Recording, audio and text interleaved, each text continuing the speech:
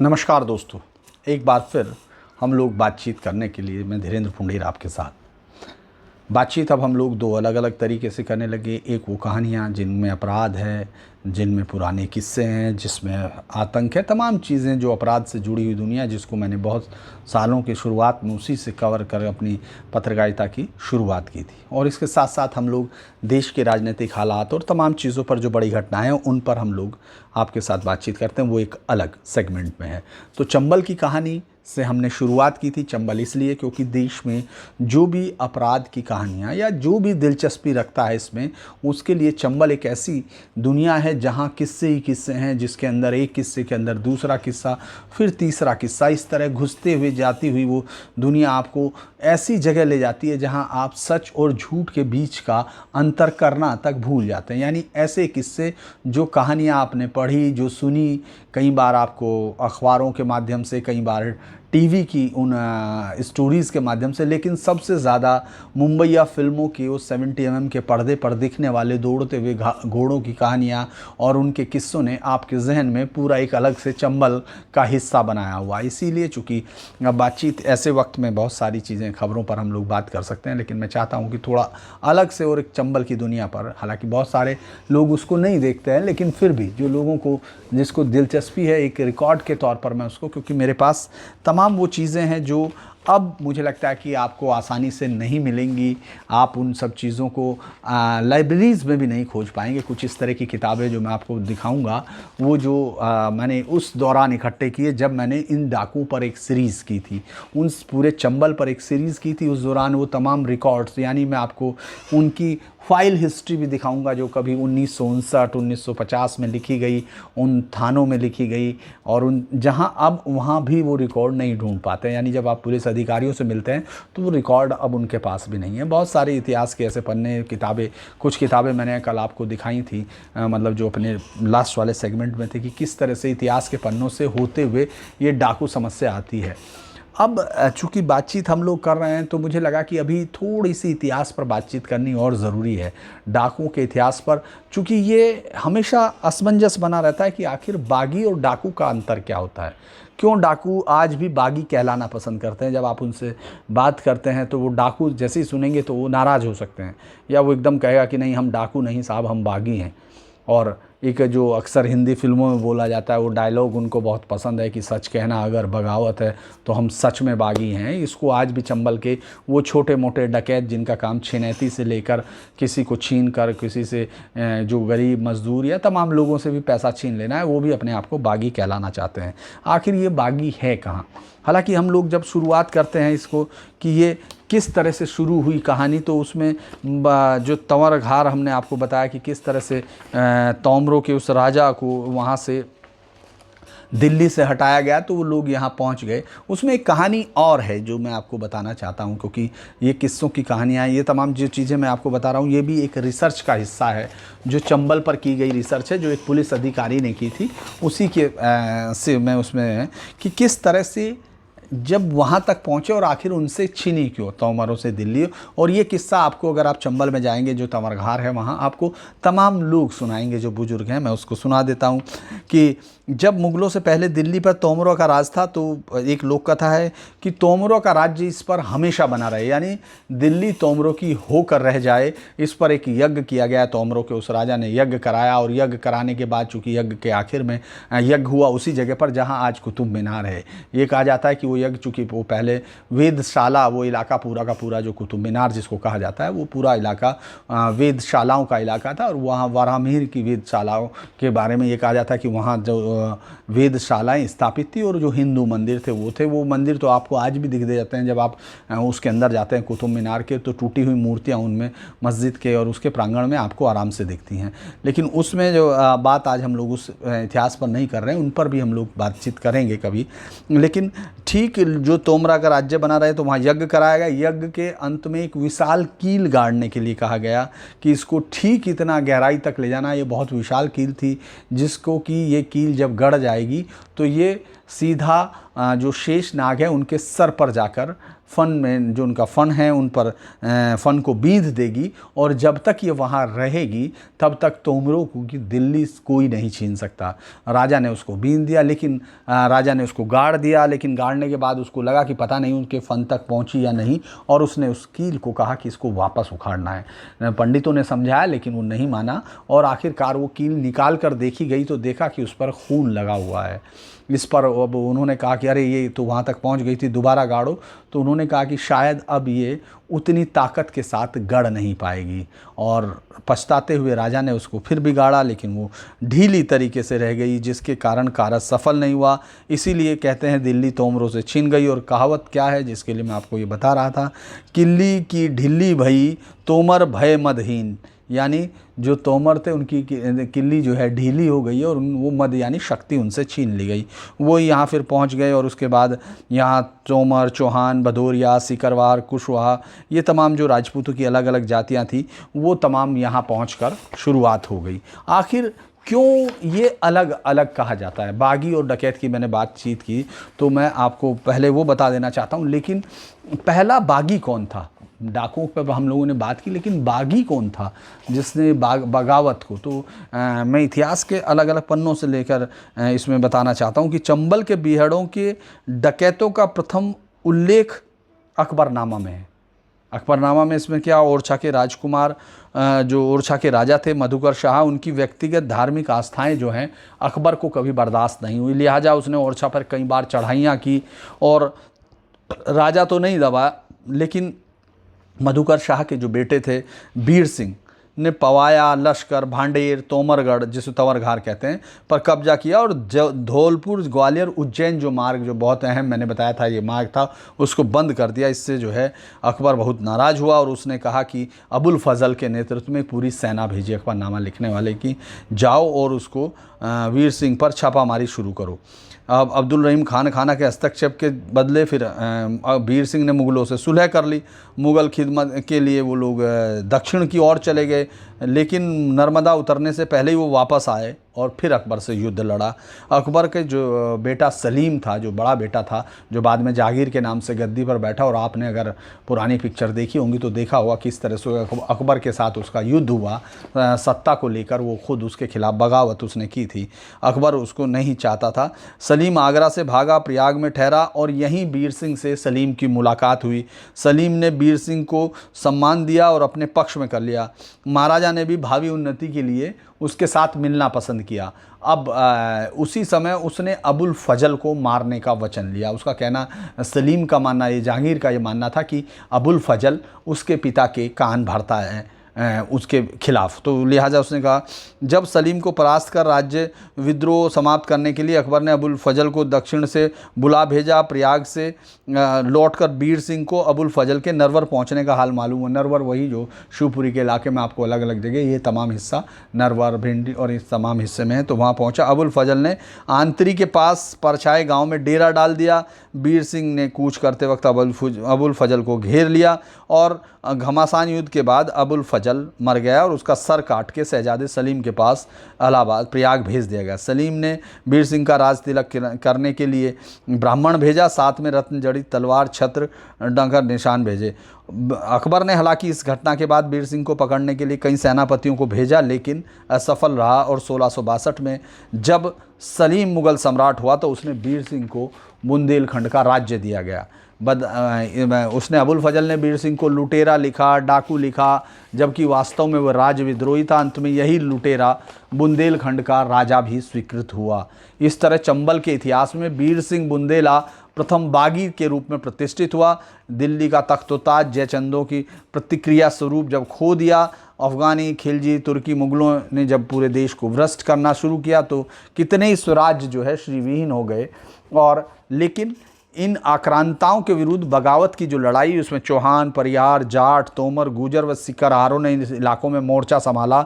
इनके बारे में श्री विष्णु एक राइटर है, उसने जो लिखा है, कितने स्वराज श्रीहीन हुए, पालन स्वधर्म हुआ गया कठिन, तब उठी बगावत की लहरें, आक्रांता के जब बढ़े चरण, जब तक जीवन तब तक स्वतंत्र, चौहान अड़े परिहार उठे, चढ़ गए जाट उमड़े तोमर, गुजर व सिकरवार डटे। इस तरह से उन्होंने उस बागीपन की बातचीत शुरू की, जिसको हम लोग बागी कहते हैं। इसके बाद फिर बगावती यहाँ धर्म हो गया, उसमें इसमें पूरा जब हमने बताया आपको कि किस तरह से है, इसमें उसमें कहा है, तरंगी ने भी लिखा है। तरंगी एक बड़े वहाँ से इस मध्य प्रदेश के एक बड़े प्रबंध काव्य उन्होंने लिखा है। डाकों पर उन्होंने काफ़ी कुछ लिखा। जब हम आपको मानसिंह की बात करेंगे तो उसमें उनका एक वो लाइनें आएंगी जिसने पूरे राज्य की विधानसभा को उद्वेलित किया था और इस बात के लिए मजबूर किया कि आखिर वो उस हत्यारे और डाकू मानसिंह के खिलाफ खड़े हों, ये उनके उसमें था।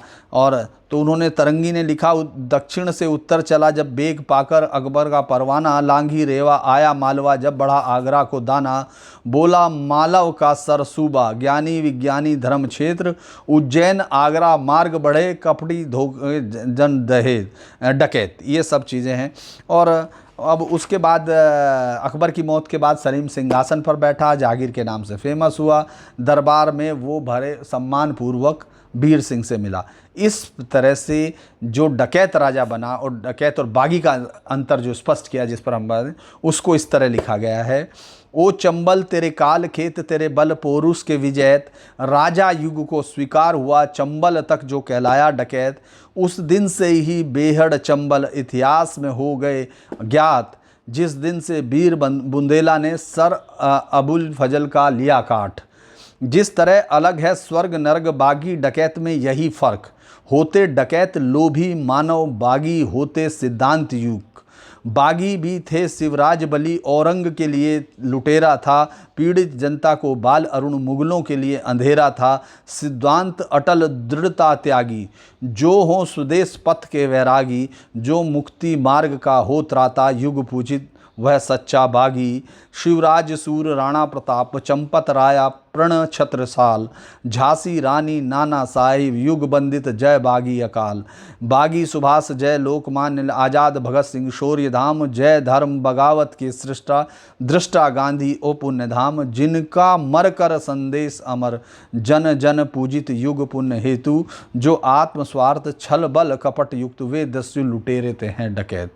बागी और डकैत के बीच का ये फ़र्क तरंगी ने साफ तौर पर किया कि बगावत क्या होती है और किस तरह से वो उन लड़ाई वाले जो समाज के लिए और आज़ादी की एक जोक में लड़ते रहे, उनको बागी कहा गया और डकैतों ने इसका नाम इस्तेमाल किया। फिर अब हम लोग वापस उस इतिहास के पन्नों पर चलते हैं कि जो डकैती का मौजूदा सिलसिला है वो कहाँ से शुरू होता है। पिंडारियों की कहानी हम आपको बता चुके। 1970 में स्लीमैन जब मार रहा था ठग्स और पिंडारीज ऑफ सेंट्रल इंडिया लिखते वक्त स्लीमैन ने जब पूरा पिंडारियों उनका ठगों का सफाया किया, तो उस वक्त एक बागी सरदार गजराज सिंह अपने उफान पे था और गजराज पहला डाकू था जिसको उस इलाके का रॉबिन हुड कहा, यानी अमीरों को लूट के गरीबों को देने वाले जो रॉबिन हुड की कहानियां हैं, जो यूके इंग्लैंड की कहानियां हैं, शेरूड के उन जंगलों का राजा जो खड़ा होकर लूट कर और उनको गरीबों को देता रहा और सीधा टकराता रहा, उसी तरह से गजराज को रॉबिन हुड कहा जाता है। गजराज अमीरों और राजकोष से धन लूट के गरीबों में बांट देता था। 19वीं सदी के मध्य में गंभीर सिंह सबसे बड़ा डकैत था जिसके नाम से पूरी चंबल घाटी थर थर काँपती थी। 1880 से 1899 तक सदी के आखिर 2 दशक में रोहन बरनाई के जमींदार व खास दोली के गुजर सुरताराम चुनार सारदा व आर्यूबल के नाम लिखे गए। ये लोग सीधे सीधे मराठा जो शासन यहाँ स्थापित हुआ था उसके खिलाफ लड़ते थे और चूंकि जयाजीराव का सिंहासन था, सूरतराम चुनार सादा और आर्यूबल वगैरह खुद को बागिया विद्रोही कहलाते थे और ये चंबल में उनका जयाजी की मृत्यु तक उनका यहाँ वो रहा, पूरा टेरर रहा, पूरा डर रहा और वो हमेशा सरकारी खजाने लूटते थे और उसके बाद उसमें दे दिया करते थे। लेकिन जब माधवराव ने सिंधिया रियासत की बागडोर संभाली, वो छोटे बचपन में ही उनको लेना पड़ा चूँकि उनके पिता की मौत हो गई, तो अंग्रेज़ों ने यहाँ रीजेंसी काउंसिल का गठन किया। काउंसिल को 4 दिन में ही चंबल घाटी के दस्युओं से टकराना पड़ा सीधा, और तब पहली बार डकैती व ठगी विभाग बनाया गया और यही बाद में आईबी का वो बना, जो हम लोगों ने CBCID जो आपको बताया था कि किस तरह से बनी थी, उसमें ये था। पुलिस ने तत्कालीन फौज के साथ एक वार छेड़ा और एक तरह से उस समय के गैंग्स का सफाया किया। लेकिन पानी की बात इस तरह की थी कि वो पानी ख़त्म हुआ, वो एक हिस्सा गया तो नए डाकों की एक पूरी फसल खड़ी हो गई। अब ये समर्पण की कहानियाँ भी बहुत दूर तक जाती हैं। ग्वालियर में जब एक ही साल हुआ था, माधवराव सिंधिया ने कहा कि अब इसको जो है ख़त्म किया जाए 1920 में, और कहा कि एक आत्मसमर्पण कराया जाए। और 20वीं सदी के शुरुआत में ही बागियों की बंदूकें गरजने लगी। युवा माधवराव ने ये महसूस किया कि भाई ये बंदूकों को इस तरह नहीं रोका जा सकता। तो उन्होंने, चूँकि जो मराठों का जो शासन शुरू होता है वो वहाँ के जो राजपूत शासक थे, जागीरदार थे, जमींदार थे, उन सबको हराकर ही उसका प्रभाव बना। लेकिन वो लगातार उनके विरोध में रहे और लगातार टकराते रहे। इसीलिए वो जो बागीपन की बात की जाती है वो उस वक्त इसीलिए कहा जाता था क्योंकि वो सीधे उन परिवारों से रिश्ता रखते थे जो की जागीर या राज परिवार थे वहाँ, उन सब के साथ। लेकिन माधवराव ने इस चीज़ को ख़त्म करने के लिए शिवपुरी में एक 1920 में ये बुलाया गया और उन्होंने कहा कि यार या तो डाकुओं का समाप्त किया जाए, नहीं तो आप लोगों को हम लोग यहाँ जागीरदारी और रियासत आपसे छीन ली जाएगी, क्योंकि ये लगातार बढ़ता हुआ जा रहा है। तो जमींदारों ने पूरे 30 दिन तक, जमींदार जब डर गए तो उन्होंने बागियों से संपर्क किया और पहली बार करेरा में 1 मार्च 1920 को 97 डाकुओं ने समर्पण किया गया। ये पहला समर्पण था और इसी में माधवराव सिंधिया ने एक घोषणा भी की थी। उन्होंने कहा था कि जो डाकू और उनकी मदद करेगा, अब उनके शरणदाताओं की संपत्ति सीज़ कर ली जाएगी, उसको राज्यसात कर लिया जाएगा और उसके बाद जो डाकू होंगे उनको उनके परिवार सहित सजाएं मौत दी जाएंगी। तो जिन उस समय भागीरथ, कौन कौन से महादेव नहारिया के जो बड़े डकैत थे उन्होंने ये किया, समर्पण किया, और जो नहीं समर्पण कर पाए उन्हें जागीरदारों ने पीछे पहुंचा दिया।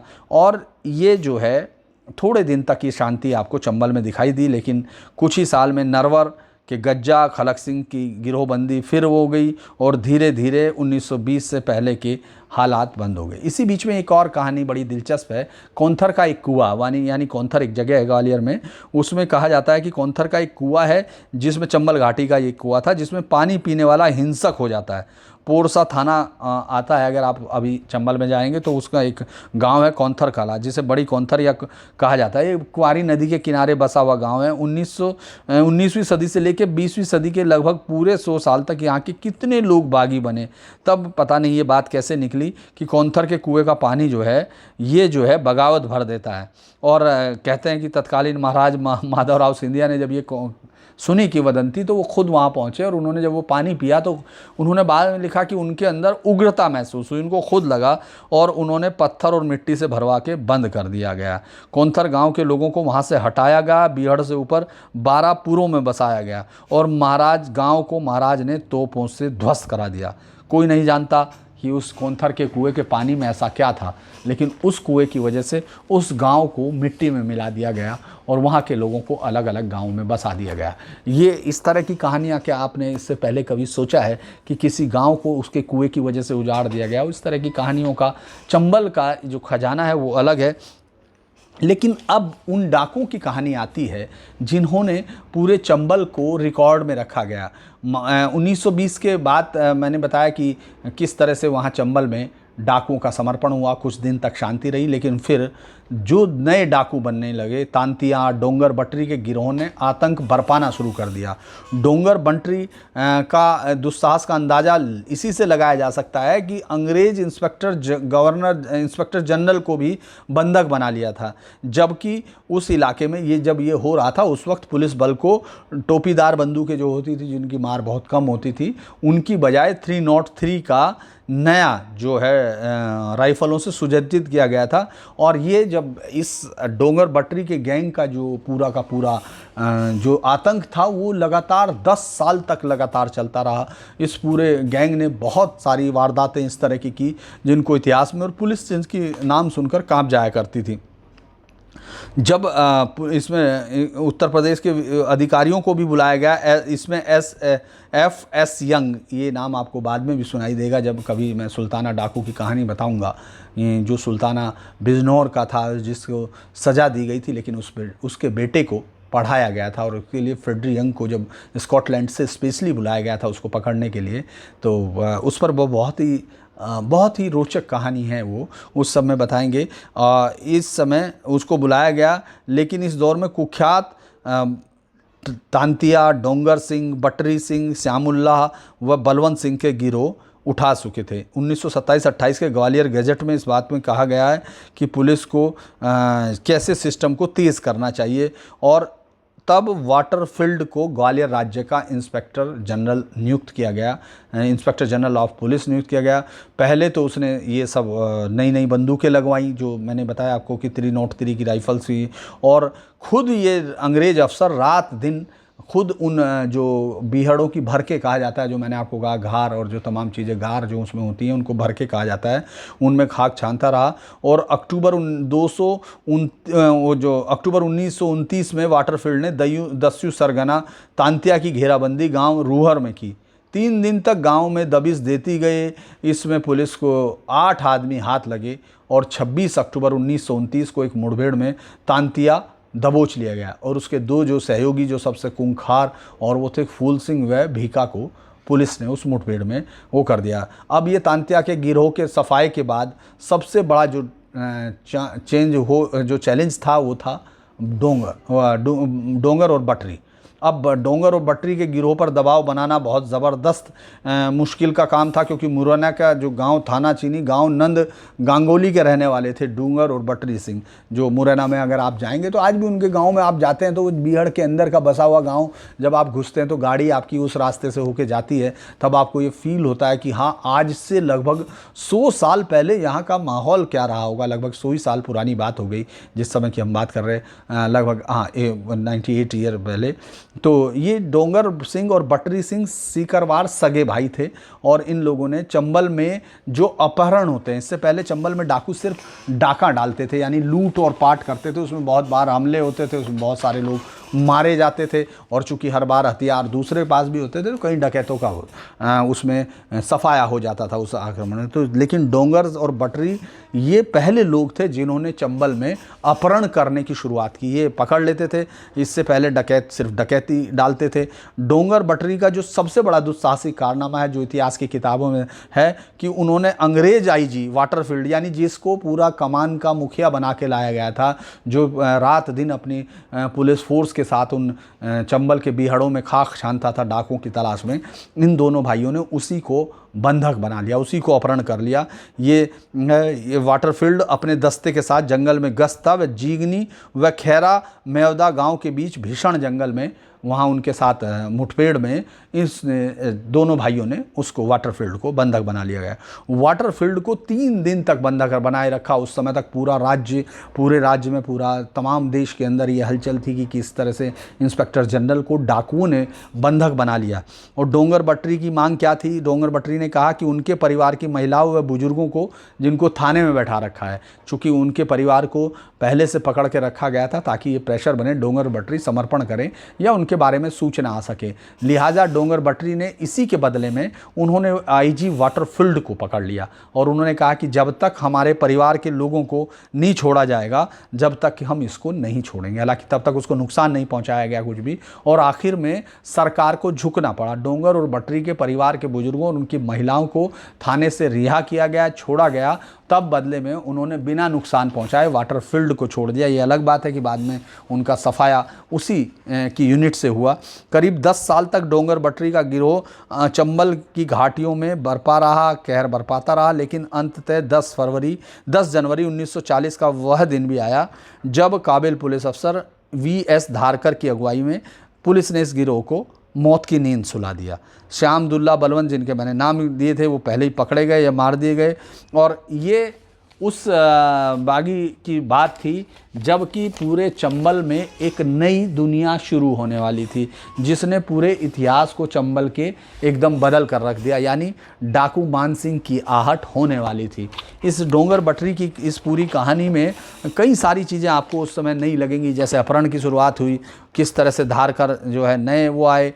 लेकिन अगर इसको हम लोग देखें, एक और किताब के सहारे देखने की कोशिश करें, 9 फरवरी 1931 में जो है जयविलास पैलेस में एक चिट्ठी लिखकर पहुंची। ये जयविलास पैलेस यानी महाराजा के पास वहाँ चिट्ठी भेजी गई, सीनियर महाराजा ऑफ ग्वालियर के। उनको लिखा गया कि जो पुलिस जो है हमारे लोगों को बहुत, हमारे फैमिली मेम्बरों को बदतमीज़ी से पेश आ रही है, उनके साथ बहुत बिहेव कर रही है हमारे पास। और जो हम लोगों ने किए वो हमने केस किए हैं, हमारी फैमिली वालों ने नहीं किए। तो आप हमको पकड़ने के लिए गरीब परवर उनको क्यों हटा रहे हैं? इसीलिए आप अपने न्याय को देखिए। CID हमारे ऊपर जो जिस तरह से लगी हुई है वो अलग चीज़ है, लेकिन आप उनसे सबसे हटाइए। सब हम चाहते हैं कि आप इस पूरे मामले को खुद देखें। ये अलग बात है, इस ख़त का कभी जवाब नहीं आया। ये टेलीग्राम था डोंगर और बटरी का, the most dreaded desperado of the Gwalior region. और यंग साहिब जो उन्होंने कहा था वो फेडरिक यंग को कहा गया था, जो IPA CIE स्पेशल डकैती ऑफिसर और यूनाइटेड प्रोविंस यानी जो यूनाइटेड प्रोविंस सरकार, संयुक्त प्रांत की सरकार ने ग्वालियर एरिया में मदद के लिए किया था एंटी डकैत ऑपरेशंस के। और उसी के चलते डोंगर और बटरी जो है इतना डर गए थे कि उन्होंने ये सब या इसकी हीट को महसूस किया था। लेकिन डोंगर और बटरी इसके बावजूद 9 साल तक वो लगातार चलते रहे। और जो 10 जनवरी को जिनका गैंग वाइप आउट हुआ, उस दौरान कहा जाता है the most important in anal of police administration. Gwalior जो है उसका जो पूरी दुनिया उसमें लिखा गया है, जो एडमिनिस्ट्रेशन रिपोर्ट है पुलिस डिपार्टमेंट की, उसमें कहा गया है the most important event in the annals of the police administration of Gwalior state in putting down dacoities and allied crime was the successful encounter with most notorious dacoit Dongar Sai on 10 जनवरी 1940। वो ये इस दिन जो है उनको जो है 52 कांस्टेबल और एक अधिकारियों के साथ, ऑफिसर्स के साथ, जो कमांड थी वो SV धारकर की थी, जो DIG officiating deputy inspector general थे, वो वहाँ तक पहुँचे। और गन्ने के खेत में जो वहाँ था उसमें वो अपने लेफ्टिनेंट प्यारे के साथ, जो गांव नागौर है, लश्कर डिस्ट्रिक्ट उस समय होता था, उसके साथ वो छुपा हुआ था। पूरी रात वहाँ एक दूसरे को चैलेंज हुआ, लेकिन मॉर्निंग में एक दूसरे के साथ शुरू हुआ। लेकिन बार बार आत्मसमर्पण की कॉल के बावजूद डोंगर ने और उसने फायर करना पुलिस पर शुरू कर दिया। इसके बाद पुलिस ने जो है उसको फायरिंग करनी शुरू की। और जब डोंगर साहब फाउंड फुली लोडेड, मतलब जब उसकी डेथ हुई उसके बाद दोनों लोग मारे गए। और वहाँ जो डोंगर साहब जो मिला उस पर एक फुली लोडेड रिवॉल्वर और जो पूरी तरह से उसके पास एम्यूनिशन था और 6026 रुपया मिला। प्यारे के पास भी बहुत अच्छे हथियार मिले और 1088 रुपया मिला। और इस तरह से एक पूरे डाकू के अंत हुआ, जो कि पिछले कुछ समय से नॉर्दर्न ग्वालियर लगभग 25 सालों से कहा जाए बॉर्डर ब्रिटिश डिस्ट्रिक्ट और स्टेट पर कमज़ोर हुआ था। इसीलिए for the singular act of bravery on the part of police party and the informer his highness distributed 13,400 रुपये का इनाम उस वक्त उस पूरी पुलिस टीम को दिया गया। ये उस वक्त की बात है जब 13,400 को अगर आप आज के हिसाब से काउंट करेंगे तो आप वो समझ सकते हैं। लेकिन ये जो 12th सेंचुरी तक, इसका भी यही कहना है इस किताब का कि किस तरह से 12th सेंचुरी तक इसका इतिहास जाता है, इस डाकू का किस तरह से यहाँ पहुँचते हैं, डाकू के इस हिस्से में मराठाओं के आने से क्या क्या चेंज होता है, ये सारी चीज़ें उन्होंने, बहुत सारी चीज़ें इसमें हैं। लेकिन मैं उसको अब पढ़ चुका हूँ तो उसमें अब दोबारा पढ़ने का कोई मतलब नहीं है। इस पूरे इलाके में ये चंबल का जो पानी का सिस्टम है, ये भी पूरे इस इलाके को बहुत ज़्यादा एक अलग प्रोटेक्शन देता है। जैसे चंबल का सिस्टम क्या, चंबल रिवर इट्स ट्रिब्यूटरीज हैं, सिंध है, असन है, कुंवारी, हंसांक और Sindhu eight a figure 1500 miles का है। Average depth protected border 2 miles के रिवाइंस से इनको कवर करती है। यानी 1.9 मिलियन एकड़ का ये पूरा लैंड है जिसमें ये लोग घूमते हैं। और इसमें पुलिस का इस पूरे इलाके को पकड़ पाना बहुत आसान नहीं था, ख़ास तौर से उस वक्त जबकि इस तरह के संसाधनों की कमी भी होती थी और गांव वाले डर के मारे उन डाकुओं का साथ दिया करते थे, चाहे वो डर होता था, चाहे वो जातीय समीपता महसूस करते हुए उन सब पर वो बातचीत किया करते थे। मैं बहुत सारी चीज़ें इसमें नहीं, इसमें फिर पूरी कमेटी का भी जिक्र है। ये किताब मैं आपको दिखाऊंगा। ये किताब मेरे विचार से अब कहीं भी लाइब्रेरीज़ में उपलब्ध नहीं है। और ये किताब अभी भी मैंने भी जब यहाँ से एक जगह से किताब जब वापस जब हासिल की थी तो फ़ोटो स्टेट ही इसकी मिल पाई थी पूरी कोशिश के बावजूद। तो ये कहानी हम लोगों ने आपको मैं एक और, चूँकि आज इस पर इतना ही मैं बताना चाहता हूँ, हालांकि वो है आपको एक कौंथर का कुआं मैंने बताया, इसके साथ साथ ये भी बताया। लेकिन एक कहानी जो मैं बताना भूल गया कि वो पहला डकैत कौन था। जिसको फांसी पर चढ़ाया गया था। ग्वालियर मुरैना जिले का दुर्दांत डकैत जो है मवासिया दस्यु इतिहास का पहला डकैत था जिसे फांसी के फंदे पर लटकाया गया। थाना सराय छोला के गांव गोसपुरा का रहने वाला कुख्यात डकैत मवासिया इस सदी के दूसरे तीसरे दशक में आतंक का पर्याय था वो, और ग्वालियर रियासत की पुलिस की नाक में दम कर रखा था। लेकिन मवासिया एक मुखबिर ने खबर दी कि मवासिया आज रात एक ख़ास जगह पर आने वाला है, तो लिहाजा पूरी पुलिस, चूँकि पूरा ग्वालियर महाराज का आदेश था कि किसी भी कीमत पर पकड़ा जाना है, तो पूरी पुलिस ने उसको चारों तरफ से घेर कर सैकड़ों पुलिस वाले उस पूरे इलाके में, गांव को पूरी तरह से कई टायर में घेरा हुआ था। और जब वो उस घर के अंदर घुसा तो उसको उठा लिया गया और तुरंत ही उसको फांसी पर लटका दिया। यानी मवासिया चंबल घाटी के इस आधुनिक दौर का फांसी प्राप्त करने वाला पहला डाकू था। इसके साथ साथ अगली बार से हम लोग, जो मैंने आपको कहा था कि उसकी कहानी शुरू करेंगे, पूरा मानसिंह की, डाकू राजा मानसिंह से हम लोग शुरू करने की कोशिश करेंगे कि वो कहानियाँ क्या हैं और उनके रिकॉर्ड क्या क्या थे, किस तरह से वो आज भी किस्सों में मौजूद है, किस तरह मंदिर में मौजूद है। और बहुत सारे लोगों ने उसकी कहानी को कहा है, लेकिन मैं फिर आपको बता रहा हूँ कि हम इसलिए उस कहानी को अलग से कहने की कोशिश करेंगे क्योंकि वो सब चीज़ें रिकॉर्ड पर है, मौजूद हैं। तो आज के लिए बस इतना ही, बाकी हम लोग फिर चंबल की कहानी में आगे। नमस्कार।